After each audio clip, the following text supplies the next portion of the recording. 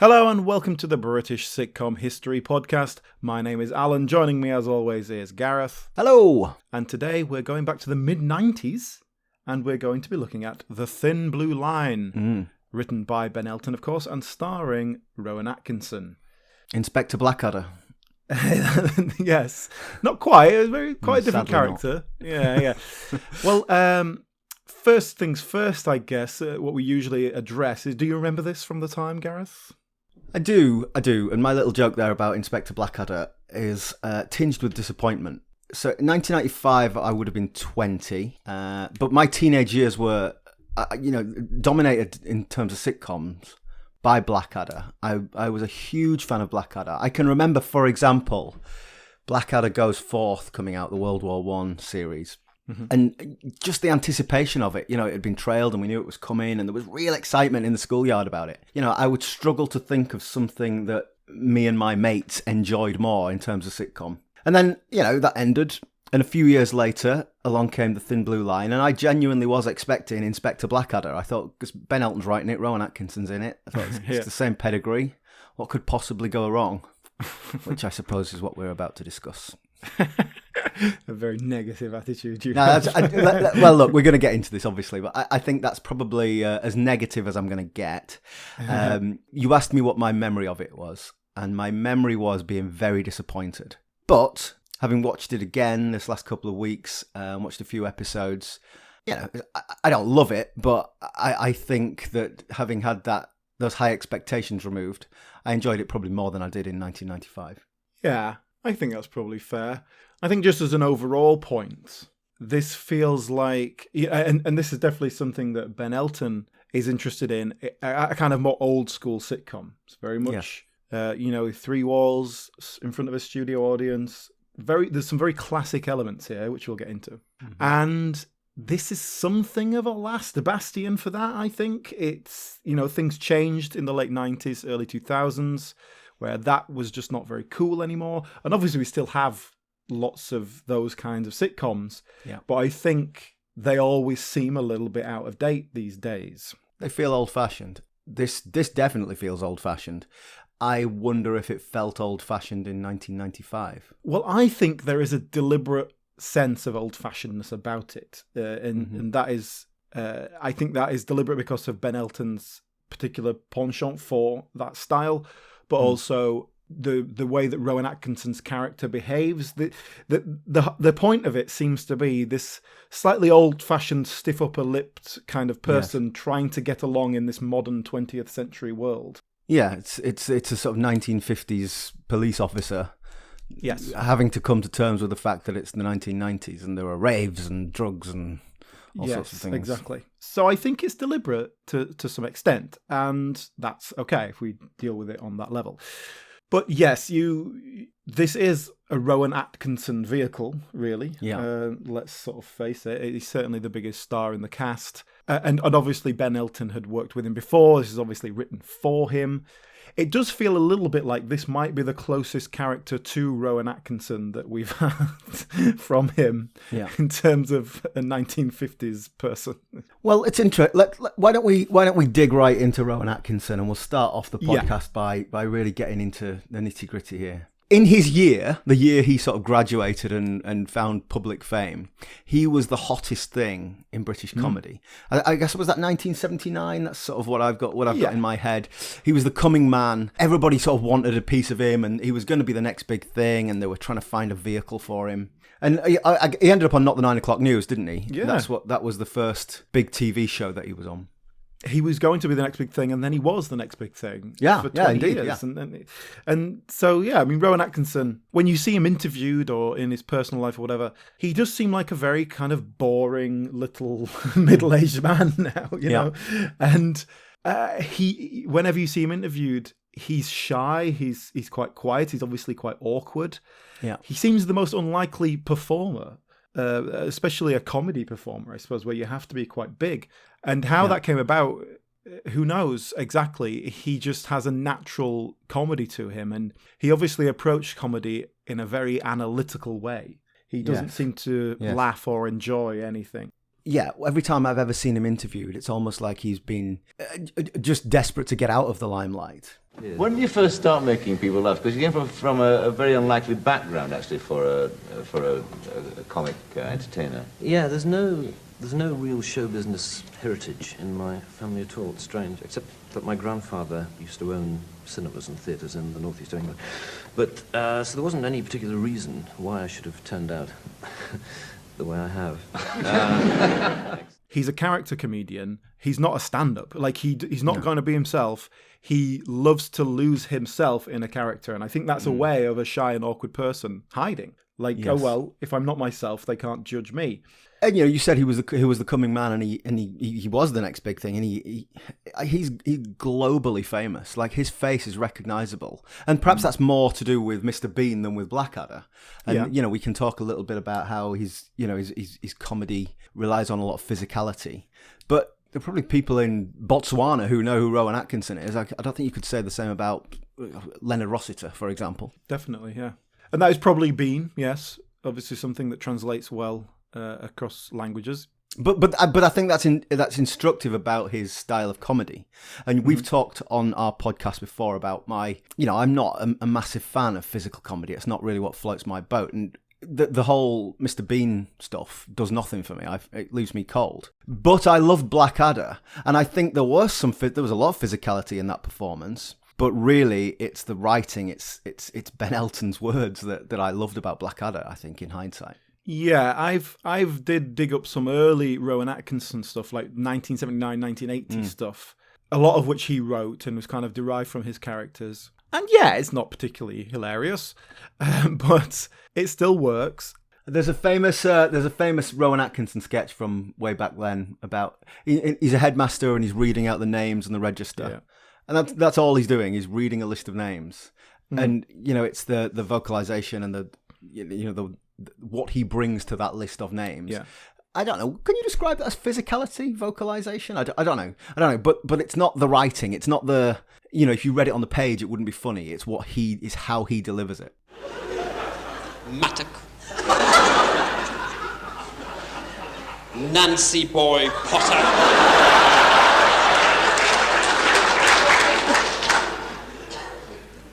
Nibble.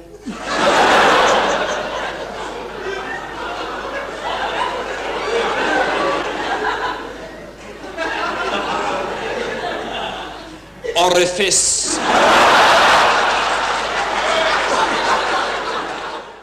Yeah, that's his skill, I suppose. That's certainly he's the sort of person. Yeah, he could read the phone book and it'd be funny, and that almost literally in that case. Yeah. So yeah, Rowan Atkinson, bit of a classic upper middle class posh boy. Like, not quite posh, but he's from Durham originally, and he went to the same school as Tony Blair, for example, a couple of years younger, actually. But, he was a very good student, very academic, and he ended up going to Newcastle University to study electrical and electronic engineering, which, correct me if I'm wrong, didn't you do that as well? I did. I got my, like Tony Soprano, I got my semester and a half at university. And, but yes, electronic engineering was the degree I started.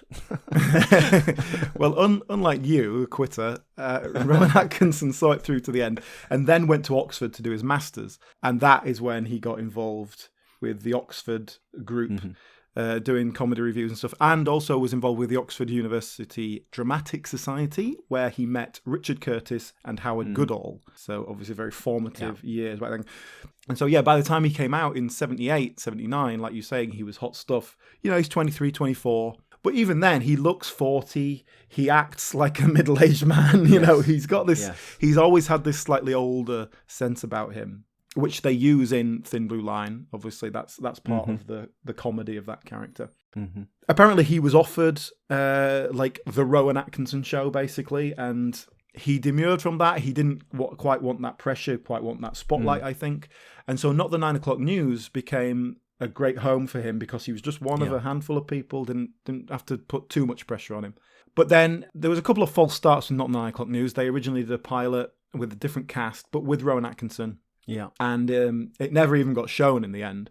Rejigged it a little bit and it came out. And again, a bit of a false start. That first series didn't quite land. They dumped Chris Langham. Yeah, Griff Rhys-Jones was brought in for the second series, which is, well, I guess you could call it your classic lineup.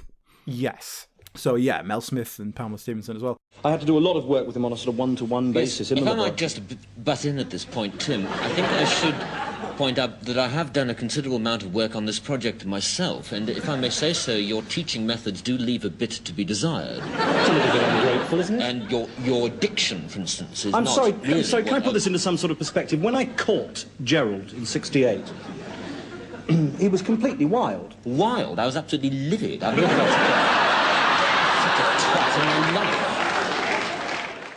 It became this huge hit of the early 80s, and I've heard it said, you know, this was the dawning of alternative comedy on television, you know, which is obviously a bit of a grey line, but yeah, I understand that. It's just before The Young Ones, for example. It's just sort of predates that. And you can tell these guys, and certainly Rowan Atkinson, I've heard him talk about his love for the Python team, but specifically John Cleese.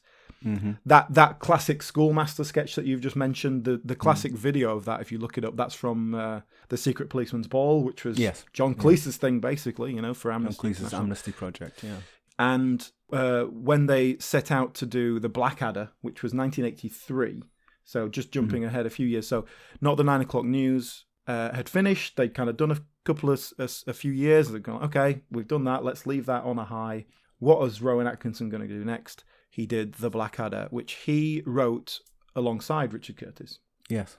They chose to do something completely different that could not be compared to Fawlty Towers, which was the most recent huge sitcom hit. It was a lot more filmic, wasn't it? It was totally filmic. It was not it was not stage based at all, and it's not the Blackadder that we know, is going in hindsight. But the important thing about that is that Ben Elton was brought in to rejuvenate that show. Rowan Atkinson dropped out of the writing cast, concentrated on performing, and Richard Curtis and Ben Elton redeveloped that character. Sure, and we're gonna, so our listeners know, the plan here is that we're going to talk about Ben Elton in the second half in a lot more detail. But the received wisdom about Blackadder is that the first series was a bit of a flop, seen as a bit of a failure at the time and in hindsight. And Ben Elton essentially was brought in to rejuvenate it and was successful. Yeah, oh yeah, definitely. And, everyone sort of accepts that. And that's fine. You can't be perfect every time. So the Blackadder was the 80s. Then after that, Mr. Bean started in 1990.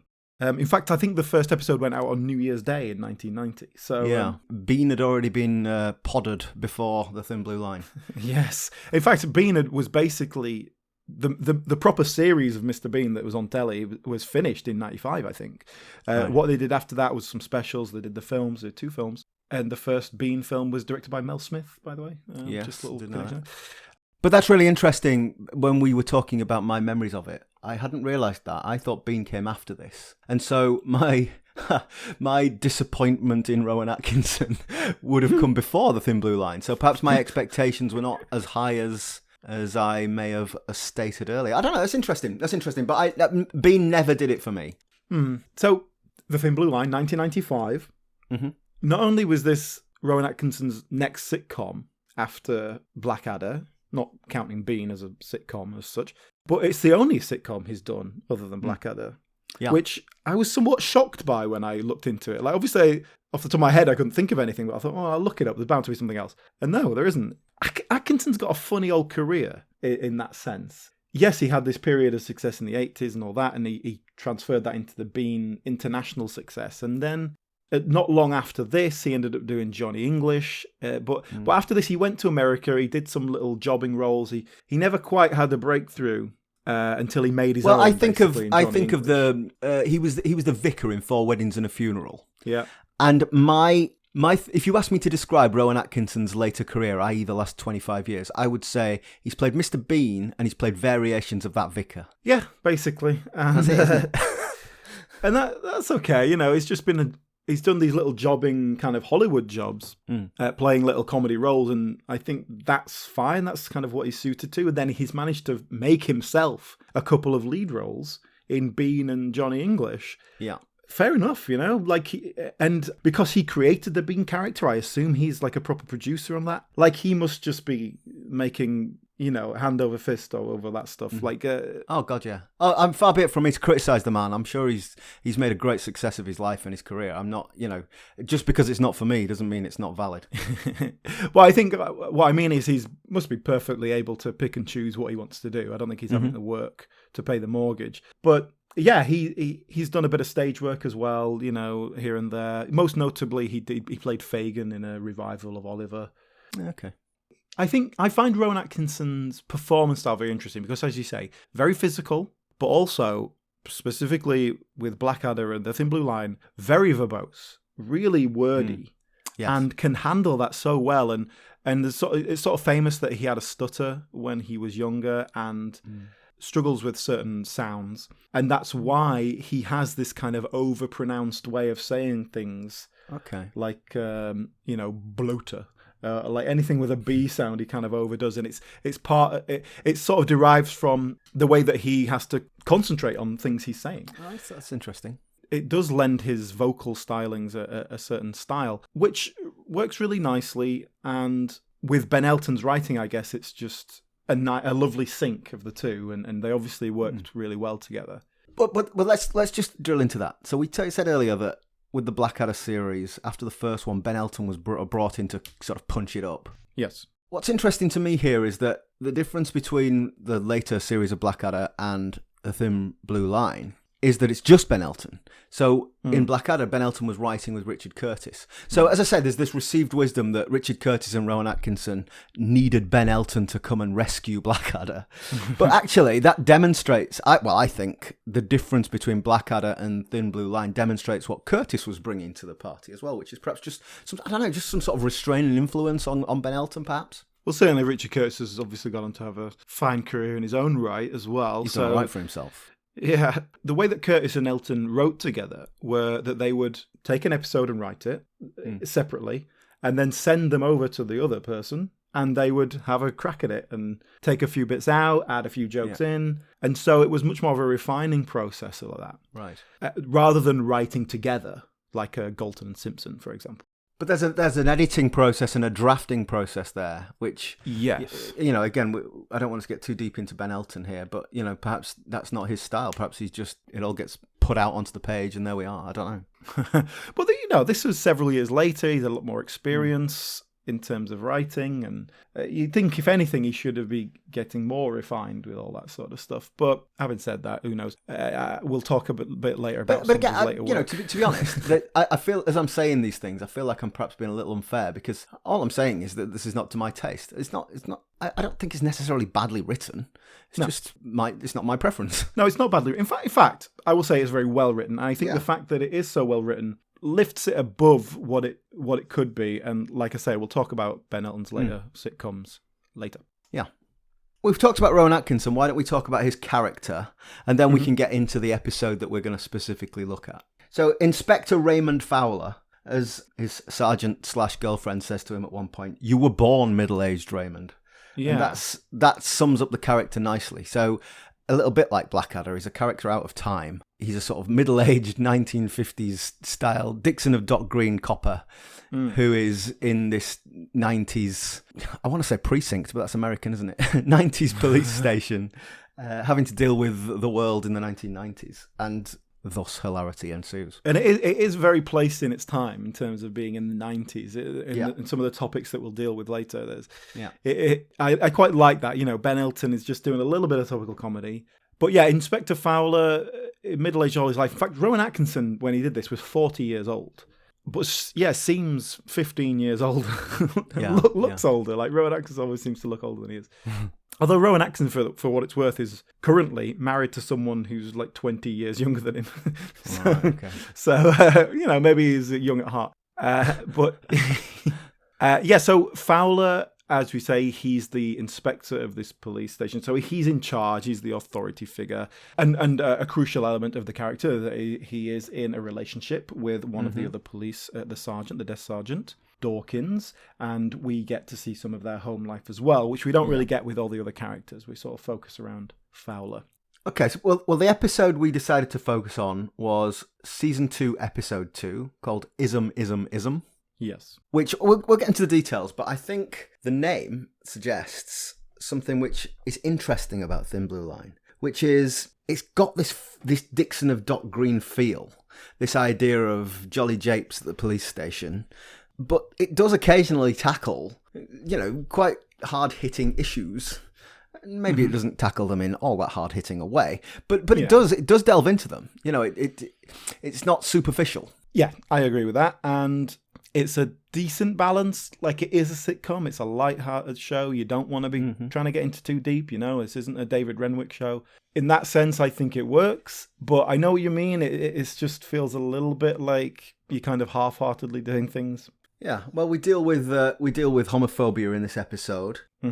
There is another episode where we deal quite physically with racism, where one of the police constables punches a handcuffed child, he's a 15-year-old suspect, and yes, he's a skinhead and he's a Nazi, and he's just said something absolutely horrific to the Asian female officer.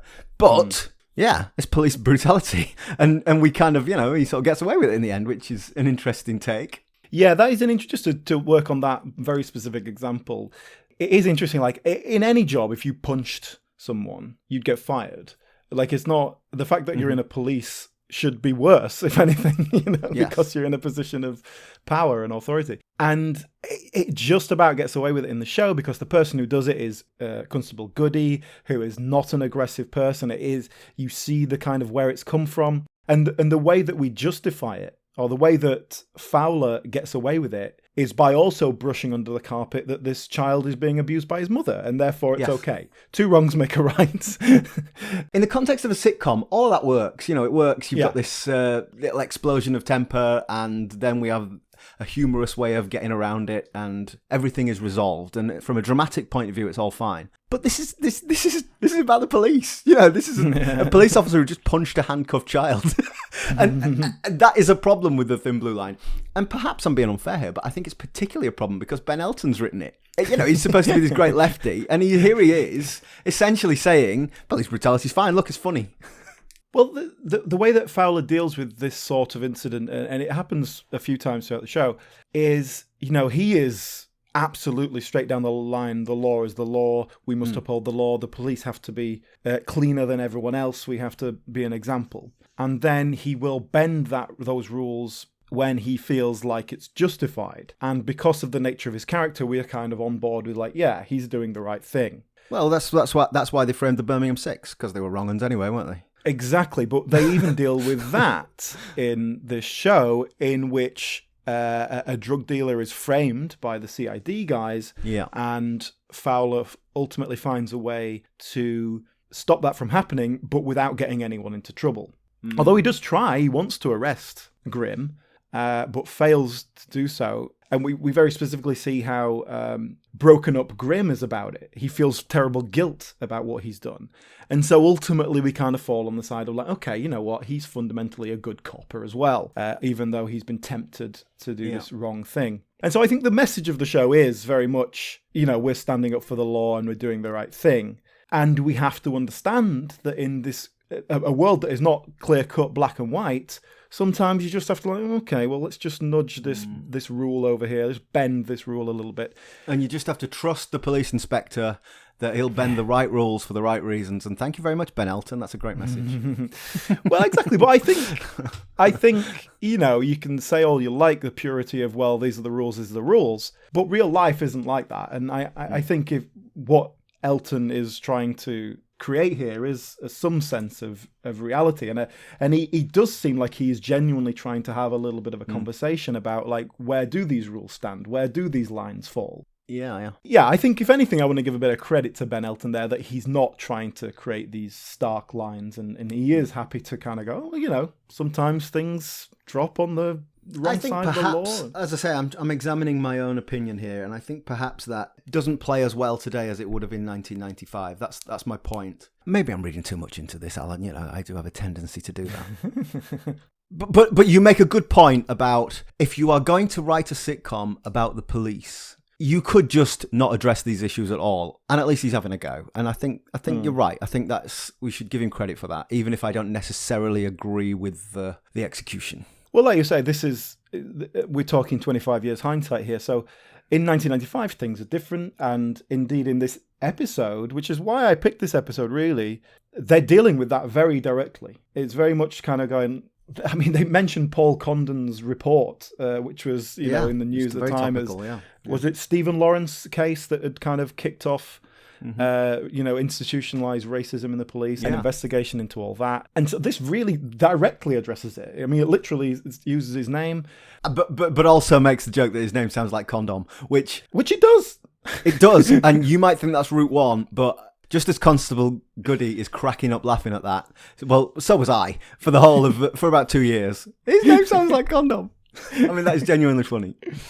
Exactly. And why would Ben Elton waste that opportunity? But yeah, let's come to that in a second. Let's start at the beginning of the episode, which is an Inspector Fowler monologue. Now let's talk about this. So we got 2 series of the show. The first series had a packaged theme tune and they're having a group photograph taken, and that's the title sequence. Yes. But then the second series, that's dropped, and we just go straight to Inspector Fowler at his desk talking to us. A Rowan Atkinson monologue. And that's the wrong way around, isn't it? Like, this feels, this monologue they have at the beginning feels like something you would, on paper as a writer, you go, oh yeah, that's a nice way of doing it. Yeah, Dixon and Doc Green reference. It's a nice way to set up the story. You establish your character, and then you kind of actually do it and go, do you know what? That just kind of doesn't work. You're breaking the fourth wall, which we don't do at any other part of the show. It doesn't really work. Let's drop that. But no, it's the other way around. And my best guess is that, you know, they had a change of cast. And so they would have had to refilm the opening theme, and they thought, oh, let's not bother. It's too much work in it. Yeah, that's a good point. The opening of the show, once we get past the monologue, and I think this is quite true of most of the episodes, is that you could jump in anywhere. The way that we see these characters establishes who they are straight away. This is the strength of Ben Elton's writing, I think, that although you can always tell when it's Ben Elton's writing, like there is a very specific style, he is able to give his characters a personal voice. So straight away we see, you know, Constable Habib just walks up to the desk and Goody walks past and is kind of ogling her and walks into the door. Bit of slapstick comedy. He's a ridiculous character. He fancies her. Job done. And then Fowler comes in, and him and Fowler and Sergeant Dawkins speak. We understand immediately, oh, they're in a personal relationship as well as a professional one. If you've never watched any other episode of this and just went straight into this would all make perfect sense straight away. Yes. Alan, are you saying that is typical Ben Elton? When you said this is typical of Ben Elton, is that what you mean? That idea of everything's nicely set up and reset and established so that you can just dip in and out? Yes, I think that, frankly, I think that's good writing in terms of old-fashioned sitcom writing. Not so much these days. It's a bit more, you have a bit more continuous plot these days, and you go along. That's people seem to accept that. But in this old style of stuff, you get one episode a week. You might have been out the week before, so you missed a bit. You want people to be able to drop in. It is an episodic thing. You want people to be able to drop in and understand what's going on straight away. Pre-box set. Exactly, yes. I like that. I think that's really good, efficient writing, being able to do that in a way that feels natural and smooth, and to someone who has watched every episode, it doesn't feel repetitive or clunky. That's good writing. That's good professional writing. We start with a little thing here where Sergeant Dawkins has kind of accidentally seen something on CCTV or something that is going on in a person's private house, sort of through a window. Now, I don't know if 1995 CCTV was really that good, frankly, but it's an interesting way they just, again, this is something they address without quite getting into. She's worried about something she's seen, but she shouldn't really be seeing that. We're intruding into people's personal lives. They were watching the shop underneath the house, not the house above the shop. Yes, that's not the police's business. So do you act on that or not? And unfortunately in this episode, we kind of get lost. We forget about all this, and then we just jump back to it at the end, and it is a way to tie in with something else that's going on, but it feels very much like something that's been dropped in to give us the tie-in rather than a natural writing. So that's a little bit clunky, but it's an interesting little look at how they were thinking about police surveillance and that sort of thing. That's something that feels much more relevant today. We talked a little bit about the relationship between Sergeant Dawkins and Inspector Fowler. Who plays Sergeant Dawkins? Tell me about her. Serena Evans, who, I don't know from anything else, really. Well, I looked her up, and I like you, I don't really know her very well, but she was in the Bad News episode of the comic strip, which is the greatest ever rock mockumentary. Better than Spinal Tap, and I will fight anyone for that. Comic strip presents stuff. She's in a few of those. That's kind of her earlier credits.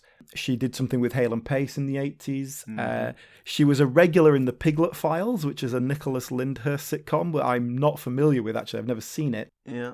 She was actually in Maybe Baby, which was Ben Elton's film production of a novel he'd written. And that's it in terms of sitcom-y comedy connections. She's a solid actor, but I don't really know her from anything else. But the character herself, Sergeant Dawkins, I can't...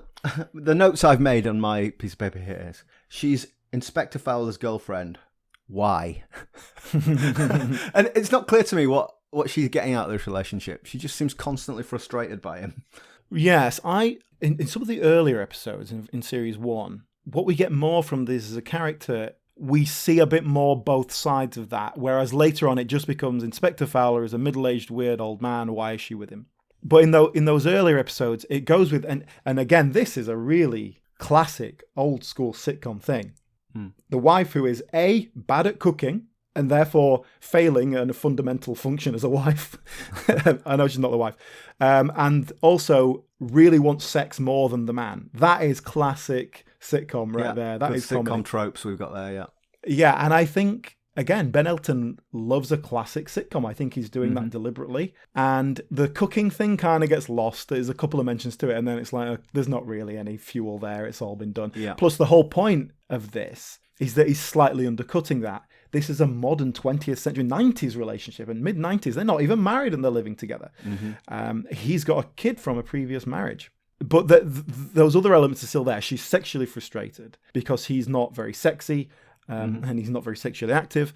But also, she's just generally frustrated because he's not very exciting. And then you get the odd moment where she's just happy that he's there. And there's a whole episode in Series 2 where they break up. Okay. And so we have the whole episode where they kind of go off on their own and realise that they can't cope on their own and so get back together. But, I think the idea is that ultimately they're happy together in their sort of quiet little way.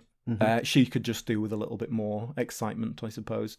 And he seems very happy with her. And like I say, the whole element of her perhaps not being a great partner either, for whatever reason, kind of gets lost. And we just sort of focus on him being a bit of a loser. But, like we say, ultimately he's a good man and a sturdy man. And perhaps you want a bit of stability when you're in your mid-30s and you're settling down.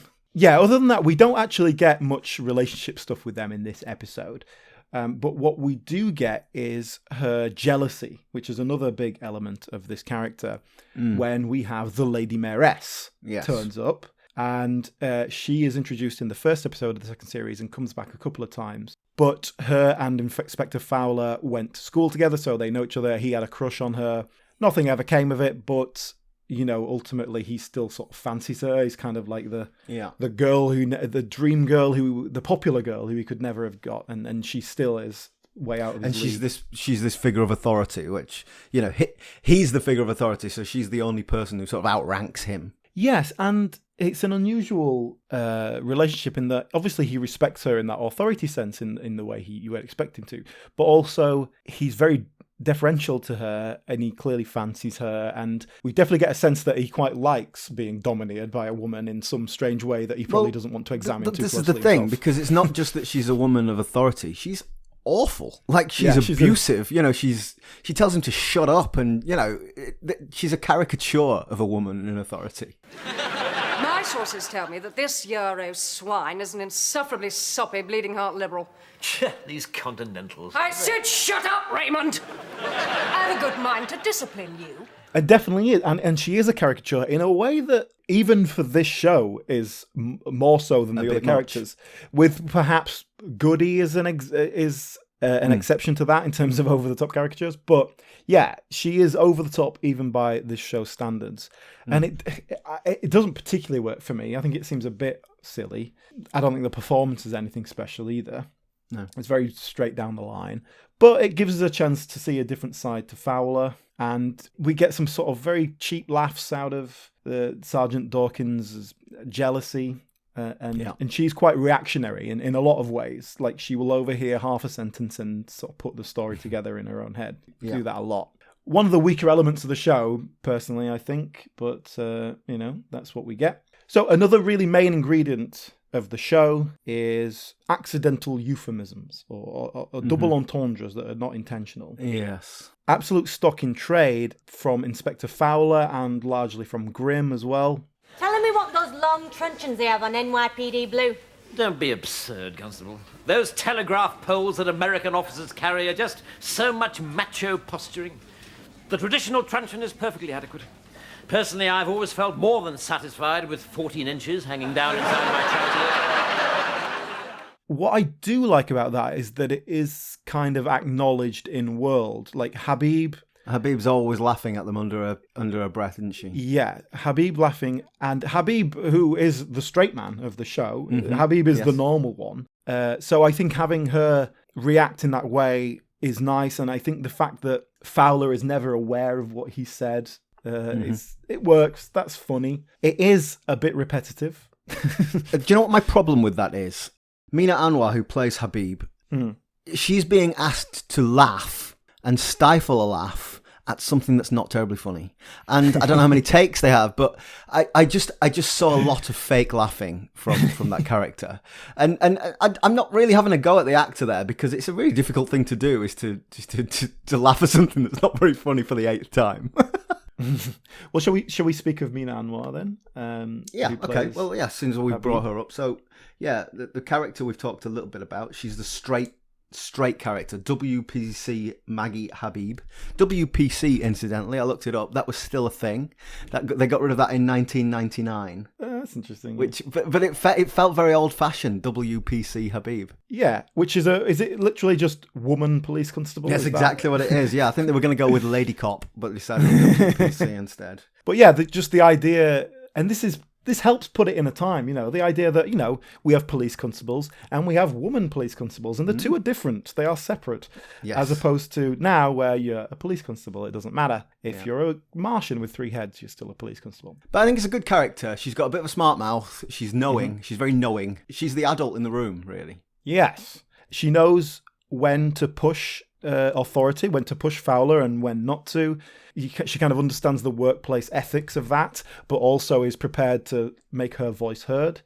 She's quite young. Like, Mina Anwar was about 25 at the time, and the idea is that we have these 2 young police officers. Fowler has to deal with these young people who have different ideas to him, and certainly, and as we see in this episode, Habib is the voice of the liberal youth and the voice of change. Yes. In largely a positive way. It is all very expressed as, I guess that's what Ben Elton would have been 15 years earlier, Yes. I'd like to talk about Sir Paul Condon's report about policing and race, sir. Well, that sounds like a good idea. Which part of the report would you like to discuss? The disgusting fascist racist bit, sir. Strangely, that part of the report seems to have been omitted from my copy. But yeah, just to speak of Mina Anwar, so this was one of her first credits. It might even be her absolute first TV credit. Yeah. And like I say, fairly young. And not someone who has been exactly overburdened with work after this came about. She was in Maybe Baby as well. So obviously Ben Elton liked her.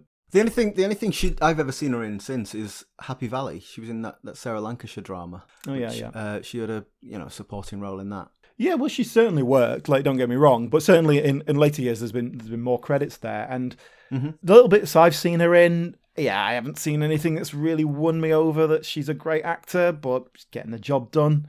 Doctors and Nurses, a sitcom in 2004, set in an NHS hospital with Adrian Edmondson as the lead, as a surgeon. Oh, that does ring a bell. Yes, I've forgotten what it was called. I don't think I've ever seen it, but I know of it. So she's a regular in that as like the head nurse, nice character there. Then she was also, talk about this a little bit later, because she was in something called The Right Way, which was a Ben Elton written sitcom with David Haig as the lead. Ah, okay. And she is a supporting character in that. So we'll talk about that when we get to David Haig. But that was in 2013. But both those shows had one series and then failed. She popped up in Upstart Crow as a little appearance, which we'll talk about later. But she's also done theatre work. She was in Everyone's Talking About Jamie, which has been a big West End hit last year, before everything closed down, and she originated that role before it went to West End. So, that's pretty impressive. That's all good stuff. So. But yeah, so as Habib here, yes, the voice of liberal youth, and we see her here fighting her corner about racism in the force and dealing with that. And obviously that's what this episode's all about, isms. The way they deal with racism is to have Rowan Atkinson pretend to be a Martian and try and convince everyone that they should treat him normally, even though he looks weird. Hello. My name is Constable Zog. Patrolling the beat with you today. I hope we shall be friends.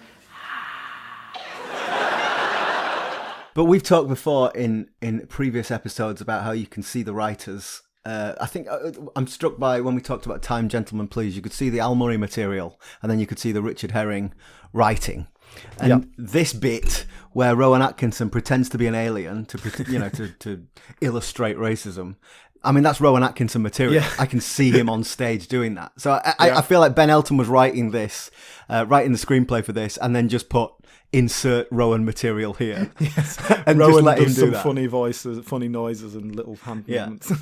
I tell you something though. I when he started doing this, I actually wrote my notes here. I can see in front of me. I've put, he's being an alien. I'm out. It really turned me off. I really didn't like it.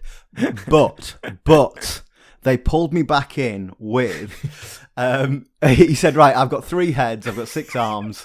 And what are you going to say to me?" And Constable Goody says, "These 3 heads. Do you have a helmet on each one?" Yes, if you like. Just greet me, boy. Greet me. Hello. Now that is a great joke. That is a brilliant joke. And they pulled me back in. It is a great joke, and very nicely dealt with by James Dreyfus, who plays Goody. He does this kind of head movement, so just to really show you that he's talking to 3 heads. It's not just... Yes. Yeah, I think it's a really nicely dealt with. It's nicely structured as a bit of writing. One thing I like about that character is that he really laughs at himself when he does a joke. Yeah. He really finds himself hilarious inside the sitcom. I think that's great. And if anything, that particular moment is out of character for him because it is so funny. Usually his jokes are crap. well, yes, usually his jokes are crap, and usually he's not entirely sure that he's making a joke. It's more of a double entendre, whereas this one is that's a legitimate joke. That is a great line. The point of this little sketch is to show, just because someone looks different to you, you should treat them exactly the same, and they have different culture, that doesn't matter. And even within the scene, we have Habib saying, well, that's not really what it is. We don't have to be blind to it. We can accept each other's culture and embrace our differences and enjoy our differences. And I like that. I like they're not trying to make a cut and dry. Inspector Fowler is kind of just slightly caught off guard and like, oh, actually, yeah, I don't know if that is. Gladstone, who is obviously a Trinidadian, a black man who has then moved to Britain. He says, I don't think I could just let it go if there was a green alien walking around. Does that make me a racist? And Fowler says like, oh, I don't know. Yeah. So, this black man be racist? I don't know. Is that right? There's a confusion to it. And that's 1995. It's 2021 as well. I mean, the answer to most of these questions is complicated, isn't it? Yeah. And I think if anything, it's a bit ahead of its time. And that's what Ben Elton is doing. I like that. He is just raising these questions, and he's very gently and comedically exploring them. He's not trying to give too many answers. He's not trying to make it too easy and simple. It's just saying like, yeah, well, this is kind of complicated, isn't it? And the beautiful thing about it is that it's not because Fowler is trying to not get in trouble. He's trying to not say the wrong thing. He just wants to say the right thing. He wants to be really nice and fair to everyone. And that's ultimately, he's such a likable coming from a good place. And that's why his haplessness is not... there's no malice in it at all. Yes, exactly. We talked about Constable Goody there, so having talked about Habib, why don't we talk about James Dreyfus and... Yeah. Well, let's talk about the character first, because it's a huge character, really big, over-the-top camp character. Yes, it certainly is. And James Dreyfus is obviously something of a stock in trade for him. But this was his opening character. Certainly wasn't his first thing, but it's a breakthrough role. Yeah. In terms of a major role on a TV show. And I think it somewhat typecast him as a ridiculous camp character. So the character himself, super camp, like again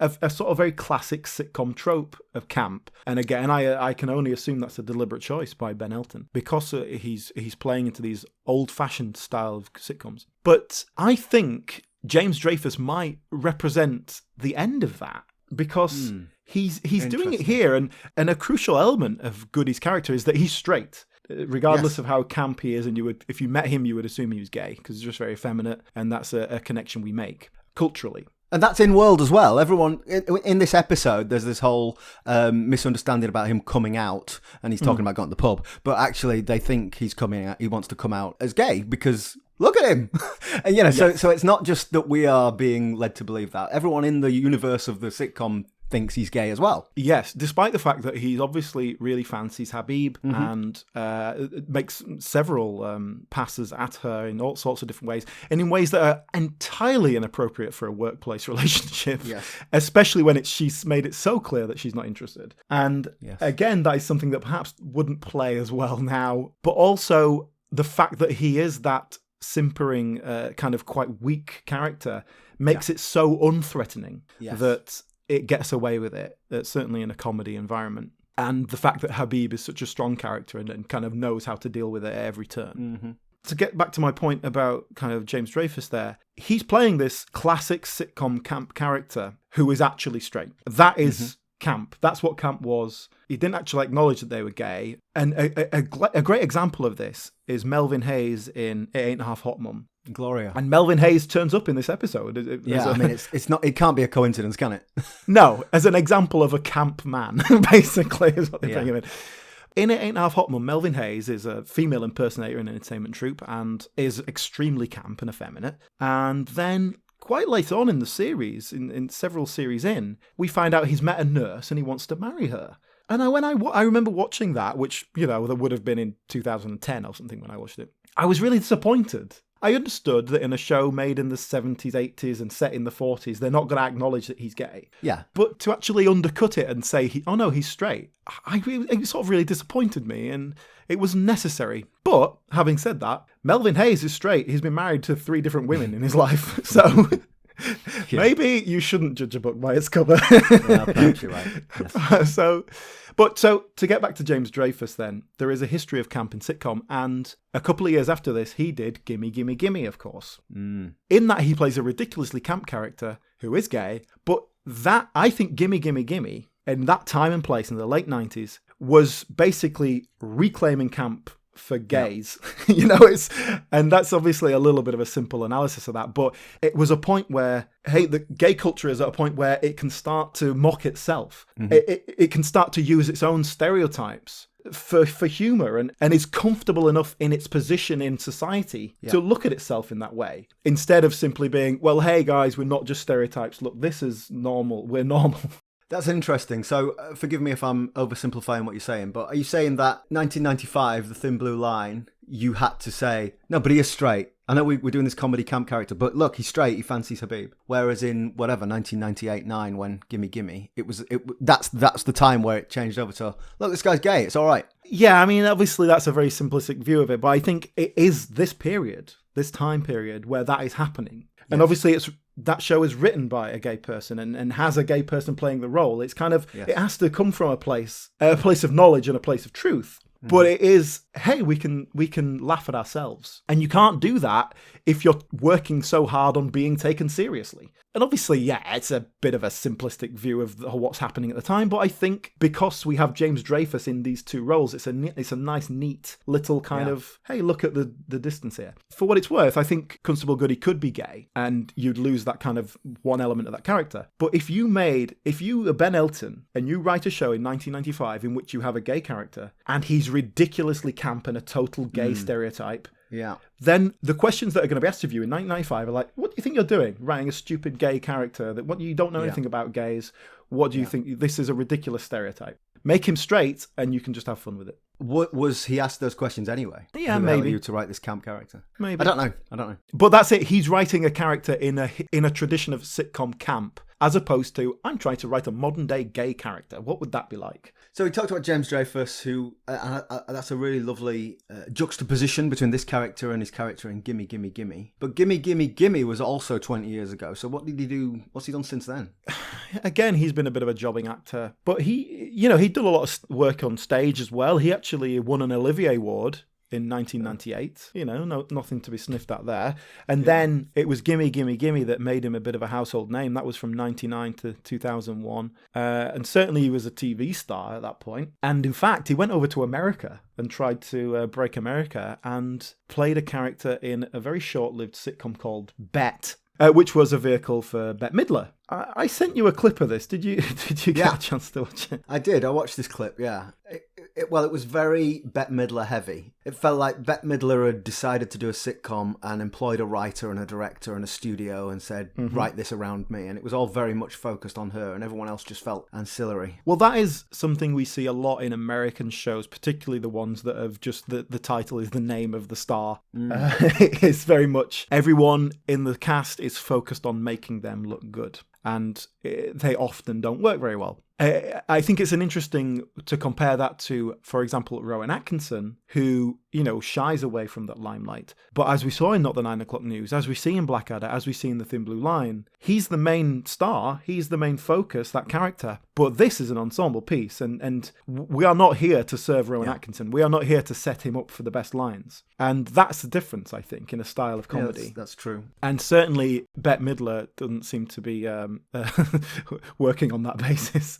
But yeah, obviously I didn't watch a lot of Bet. I watched like one episode just to see James Dreyfus in it. Sure. And he's playing a kind of similar to what you'd see him as, not really ridiculously camp, but a slightly effeminate pianist who works with Bette Midler.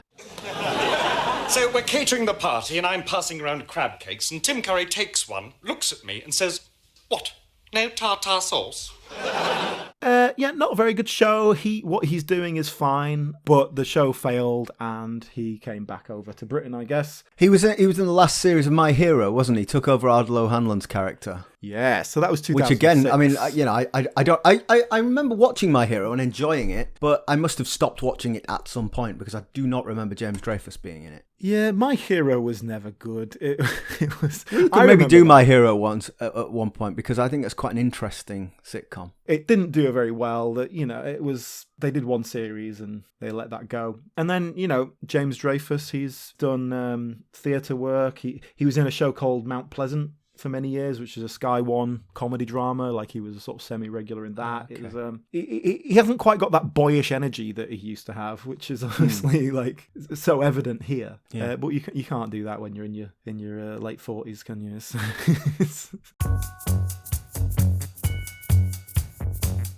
And that's all we have for you this week. What, you want more? Well, okay. Come back next time when we will be discussing the other actors, also going through the rest of the plot of this particular episode, and we'll be doing a deep dive into the life and work of Ben Elton. So come back next time for that. In the meantime, do please check out our other episodes. Thank you for listening, and be seeing you.